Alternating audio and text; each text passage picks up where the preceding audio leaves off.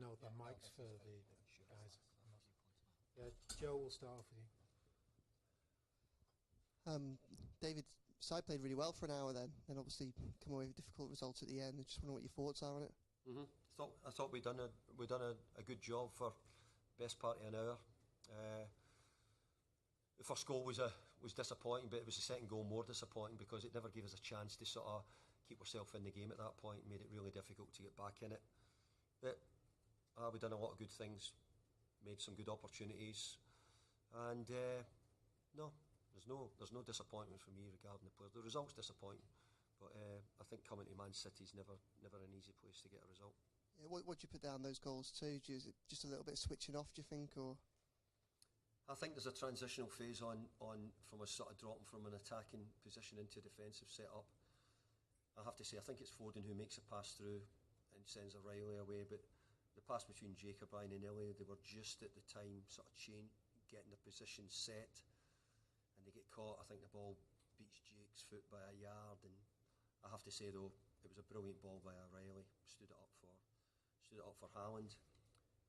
Centre halves worked really hard to get back into position, but Haaland puts the brakes on, and Michael keeps going a little bit, and he sort of half pulls it back with a dink ball. So I've got to say, I think it was a really good goal by Manchester City. I think that we could have maybe done better, but I thought it was nearly textbook goal for them. And the results obviously frustrating, but Iliman and Ty again showed just the quality he has. He was a real menace today, wasn't he? Well, Illy was the best player on the pitch in the first half. Might have got taken over by Foden as the game went on, but I think that Illy was the one who really made a big difference for us. But we had two great chances as well, and the second one which Beto doesn't score it, I think's onside. I've had a chance to look again. I think if it was a VAR decision, it would be incredibly close to being a goal. So I don't know how many chances you get when you come to Man City, but certainly the level of team which we are at the moment means that we don't get bundles of them. So we have to sort of take those opportunities. Richard? David, it looked like you had a few words with Haaland after the final whistle. Just wondering what you said to him. Wish he was somewhere else. Yeah. Let's be fair. Most managers will be thinking the same, don't they? You know, I thought in the main we'd done a really good job on him.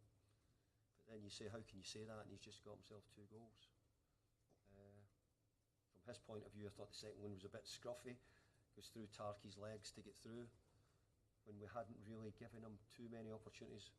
But then later in the game, I have to say I gave great credit for the goalkeeper for the way he defended Haaland 1v1, and the boys get back, because you know we'd opened up then trying to find a way of getting a goal, and Man City had a couple of chances. But goal difference doesn't matter at the moment, but it might matter later in the season, so I'm pleased we didn't concede a third. Yeah. David, when you're coming here and you're playing Haaland on this sort of run, do you do anything? I mean, obviously you know who you're playing and you know the way City play, but do you do anything special in terms of approaching the game?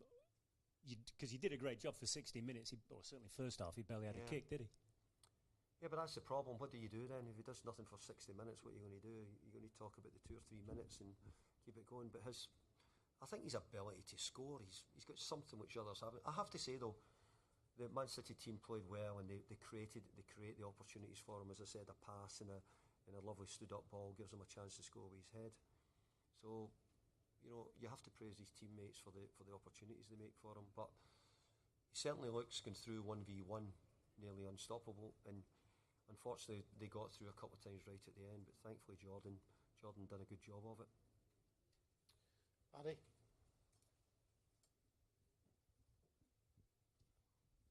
Hi David, I think you were the last Everton manager to win here in 2010. So how do Everton, given the disparity in resources between City and Everton over the years, how do Everton close the gap and start coming here and getting better results?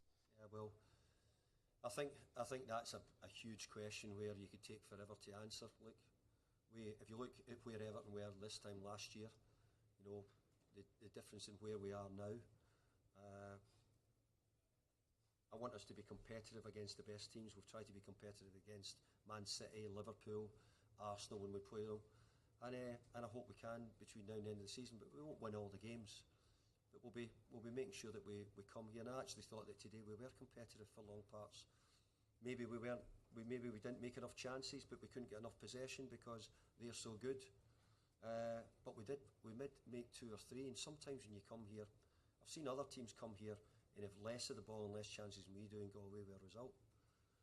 So I'm pleased with how we're performing. I'm pleased with how we're picked up compared to where we were this time last year and what we're doing.